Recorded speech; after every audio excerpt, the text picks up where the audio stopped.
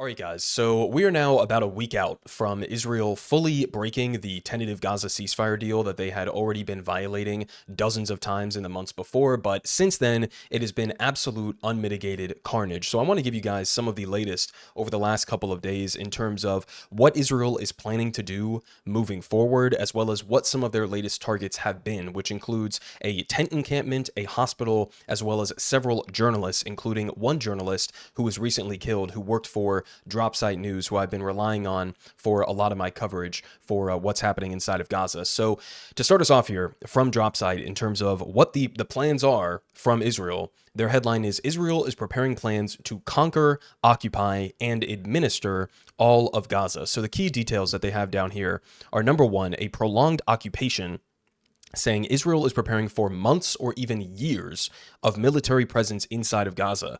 This involves deploying up to 5 divisions or around 50,000 troops to clear and occupy large areas, purportedly aiming to prevent Hamas's resurgence. But far-right Israelis, including the finance minister Bezalel Smotrich, have long sought to resettle Gaza. So keep in mind the background context of part of the reason that Benjamin Netanyahu, if not the main reason, that he broke this ceasefire and is resuming the genocide in Gaza is because he was facing a corruption trial that he was going to have to show up for. He was also facing mass protests in the streets. He was also facing a potential budget crisis. And so part of what he needed to do to keep himself out of trouble, right, and away from accountability, and to keep himself in a position of power, was to relaunch the Gaza genocide, to bring some of the more far-right, even though the entirety of the Israeli government is far-right by any normal person's standards, but the even more far-right guys, like Smotrich and like Ben-Gvir, he needed to bring them closer to his circle to keep himself in power. And so he figured the best way to do that is to full-force relaunch the Gaza genocide. So that's part of how we ended up to this position. And as they point out here, guys like Smotrich not only want a full-blown genocide and an ethnic cleansing inside of Gaza, but to also annex it and then to resettle it with Israelis. Okay, now they move on here to point 2, saying confinement to al-Mawasi.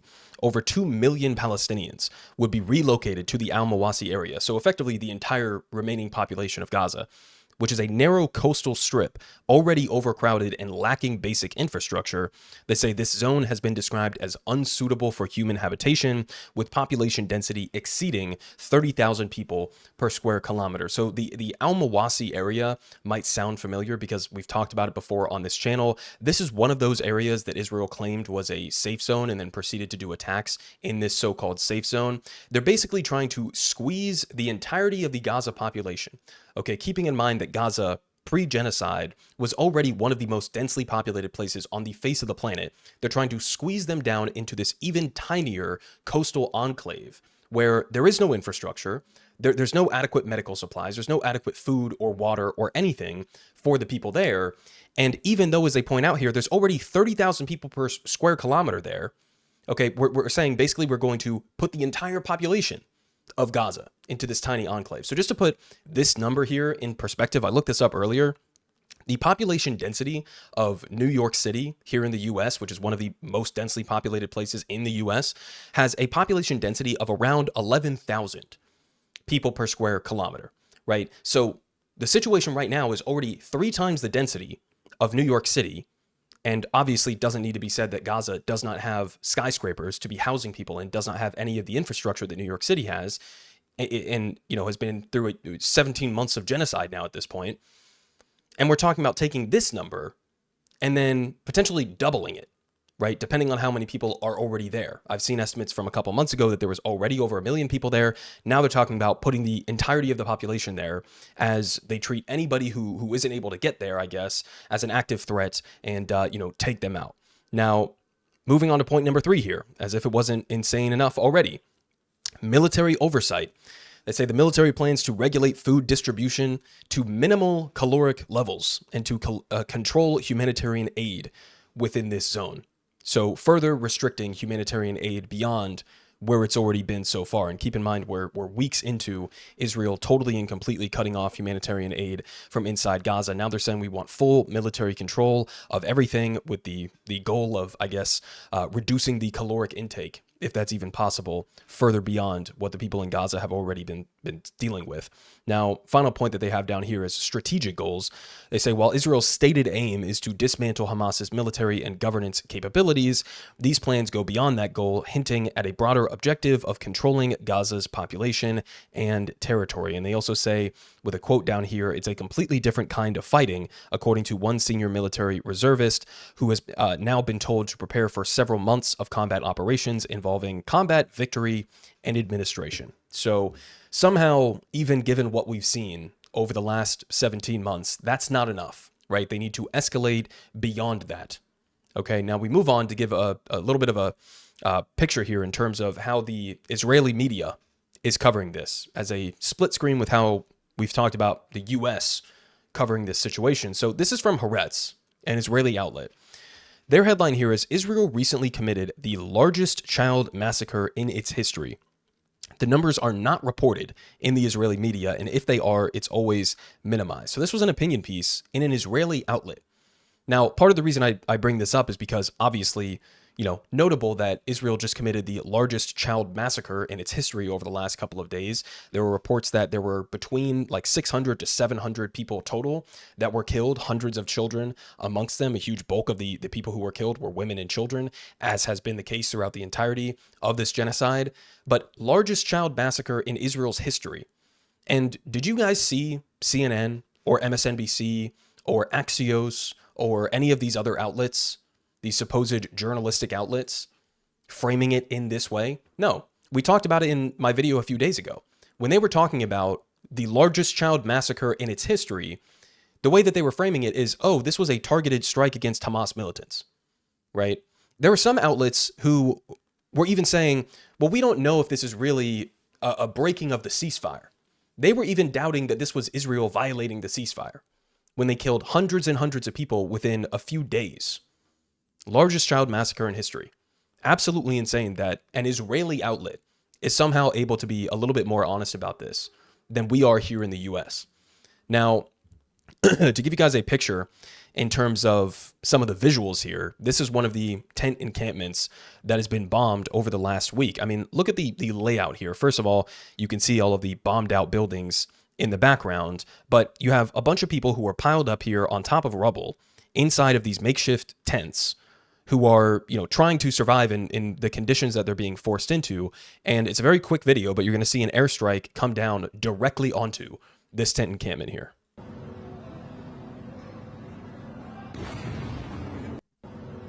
And I mean, listen, I don't know what specific kind of bomb that was, but pretty massive, right? And this comes at the same time that the Trump administration has been resuming the flood of 2,000-pound bombs to Israel, right? Bombs that I don't even think the U.S. military would have agreed to use in this kind of a circumstance. Not bombs that you would use in a densely populated place, not to mention a place, or not to mention on top of a tent encampment with people who have been forcefully displaced by your bombing campaign over the last year and a half. So again, one more time, just to see how utterly insane and deranged this is. So this is the norm. This is the norm that we're dealing with now, that we're just going to openly bomb tent encampments full of refugees. Now, on top of that, again, we also had yet another attack on a hospital complex here. They say from Al Jazeera, Israel attacks southern Gaza's largest hospital. They say the attack on the surgical building of Nasser Hospital in Khan Yunis reportedly killed 2 and injured several others. So they say down here, an Israeli military attack on the largest hospital in southern Gaza killed 2 people, injured several, and sparked a large fire, according to the Ministry of Health. The attack on Sunday hit the surgical building of Nasser Hospital in the city of Khan Yunis, the ministry reported.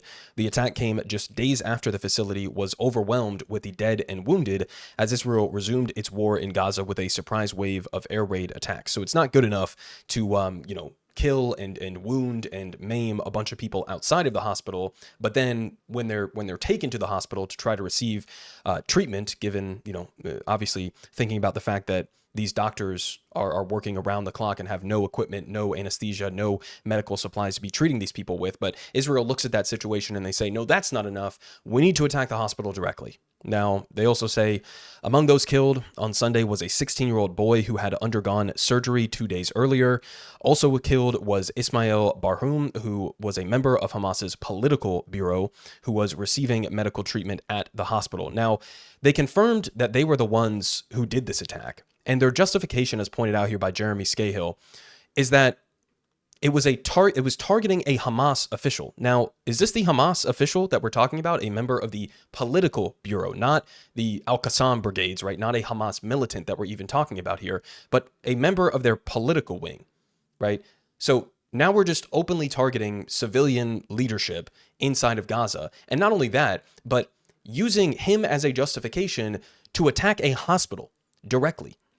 So you got like an unarmed political figure who's being treated inside of a hospital, and you're like, yeah, we need to go and bomb the hospital to kill him. What possible justification is there for this? I mean, rewind, if you guys remember, early on in the genocide, I can't remember if it was November or December of 2023, when Israel bombed the Al-Ali hospital, and there was this raging debate, full-blown denial from Israel, and they're blaming it on the PIJ or Hamas, and U.S. media is denying it, and everybody's saying, no, there's no way that Israel would be so immoral as to bomb a hospital. It must have been somebody else, right? There's a weeks-long debate about who was responsible for it, what were the circumstances, how did this happen? Because there's no way Israel would do that.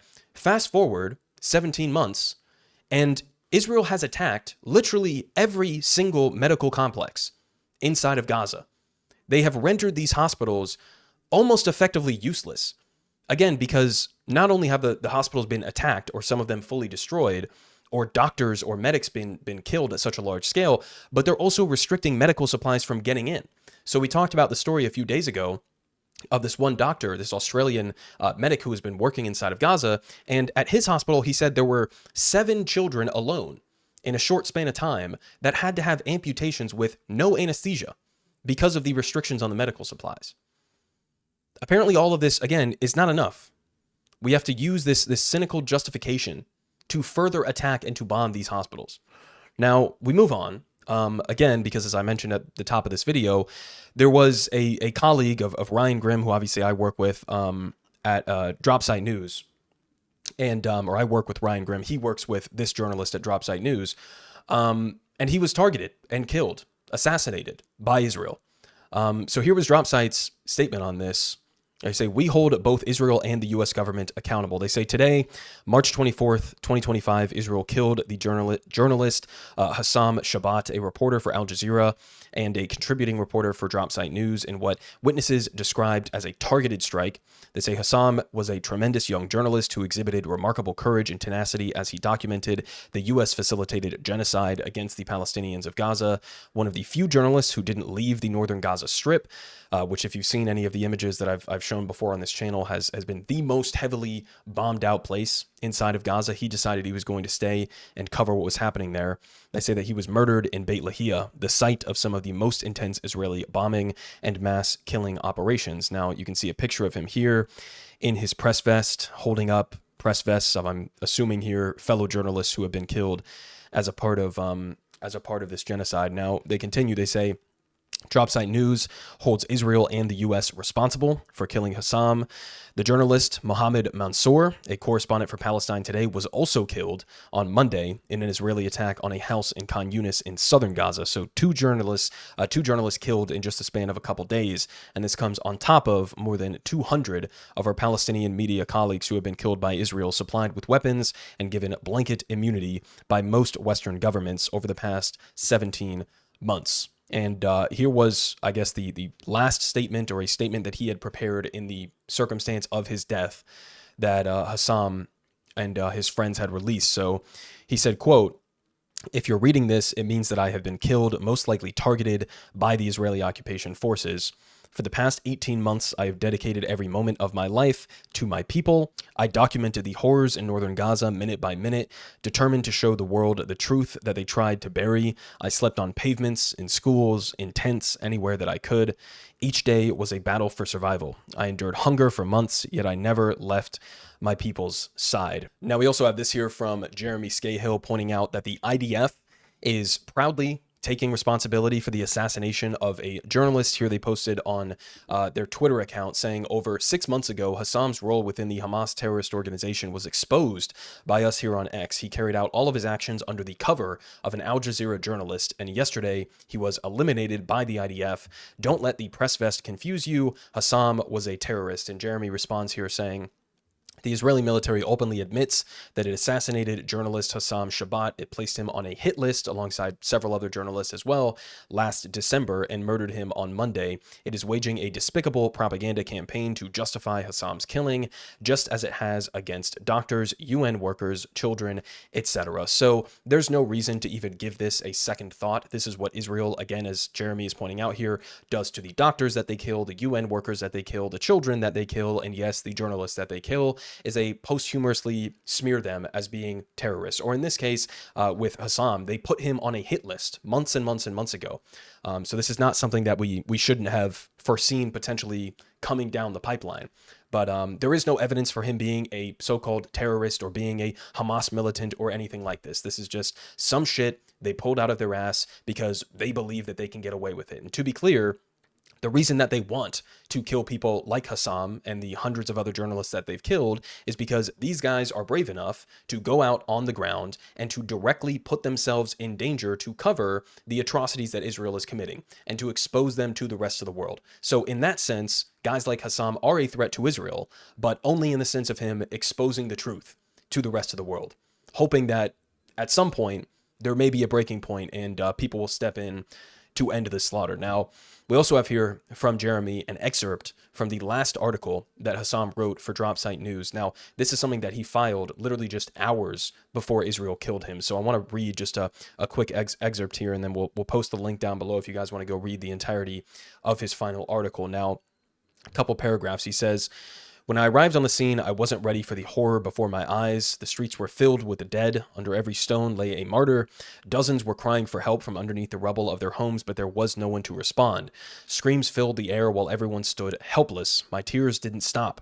The scenes were more than any human being could bear. The ambulances were filled with corpses, their bodies and limbs piled on top and intertwined with one another. We could no longer distinguish between children and men, between the injured and the dead. He says at Al-Andalus Hospital, the scene was even more painful. The hospital was filled with martyrs. Mothers bid silent farewells to their children. Medical staff worked in horrific conditions trying to treat the injured with only the most basic means available. It was an impossible situation with massive numbers of dead and wounded being brought at a terrifying rate. And he says, Israel's aggression continues, massacre after massacre, leaving only the screams of mothers in its wake and the dreams of children that have turned to ash. There is no justification for this. Everything is being crushed, the lives of innocent people, their dignity, and their hopes of a better future. So again, this will be linked down below if you want to go read that in its entirety. Now, I also wanted to show this clip that's been floating around. This is, as pointed out here by Jeremy, who Israel murdered today. So this is Hassam, I believe when he was returning to North Gaza. And here he is speaking to a child who, I guess in some sense, looks up to him and wants to follow in his footsteps and to be a journalist. And she had thought that he had been killed, right? And so she sees him and she's happy to see him. And I just want you guys to watch this back and forth here. Absolutely heartbreaking. You can obviously read the captions down below. والله فقدتك قالوا عنك استشهدت. ليه؟ شو ليش؟ ما فات تجاوز على الشمال. كنا نعيط عليك. والله. لهالدرجة؟ بتنام بايش؟ لا اله الا الله. والله نزل علي. قسما بالله العلي العظيم نزل علي. اشتقتي لنا يعني؟ والله اشتقتي لنا. جدع. ايش بدك تصيري لما تكبري؟ صحفية. بقول كيف بدي اصير صحفية وحسام شمالته يستشهد. كيف بدي اصير صحفية؟ لا ليش نستشهد؟ لا يبعد الشر عنك. كيف بدي اصير صحفية سعيدة؟ لا بنسويك صحفية. بدك صحفية تصيري؟ ان شاء الله. تصيري صحفية. يلا سلام. يلا سلام. Jesus Christ, man. Ryan made the point earlier today on Breaking Points. Again, Ryan, somebody who worked with Hassam at Dropsite, and he made the point that, including Hassam and including this little girl as well, that there are a lot of people in Gaza who either are journalists or who aspire to be journalists, because given the horrors that they're living through, there's some feeling that surely the world must not know what's going on right now. Because if they knew what we were being subjected to, then somebody would step in to stop it, right? And hearing this little girl and seeing what's happened to Hassam now, there's almost a sense of just like utter and complete despair at the idea that, like, no, it's not that these scenes are not getting out.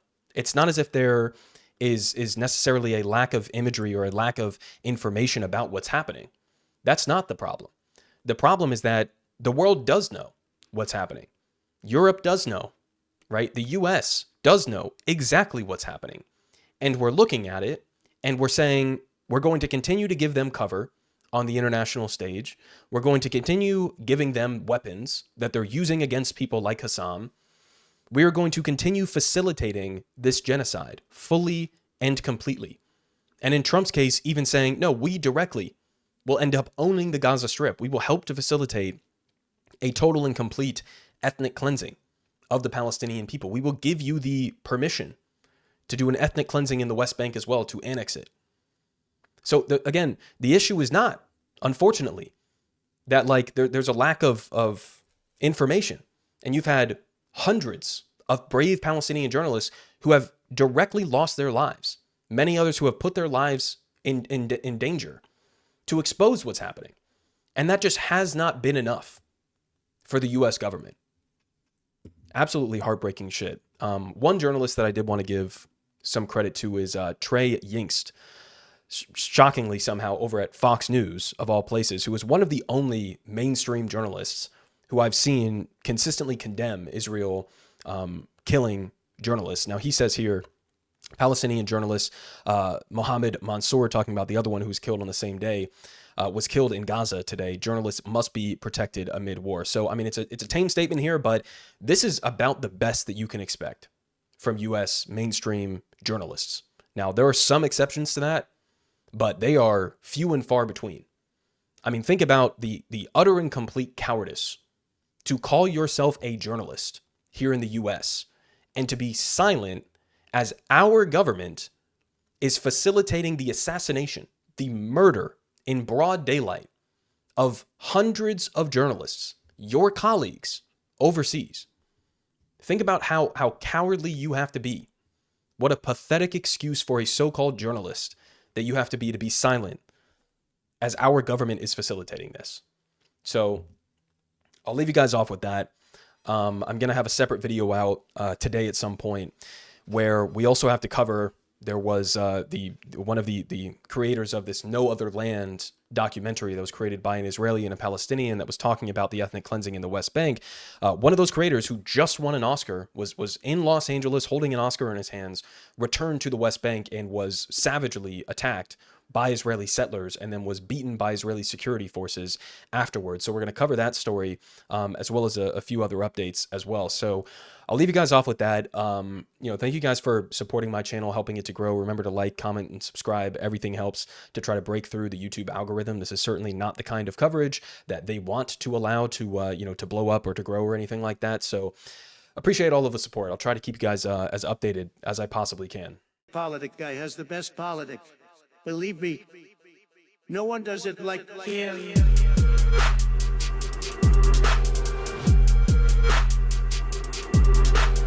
Believe me,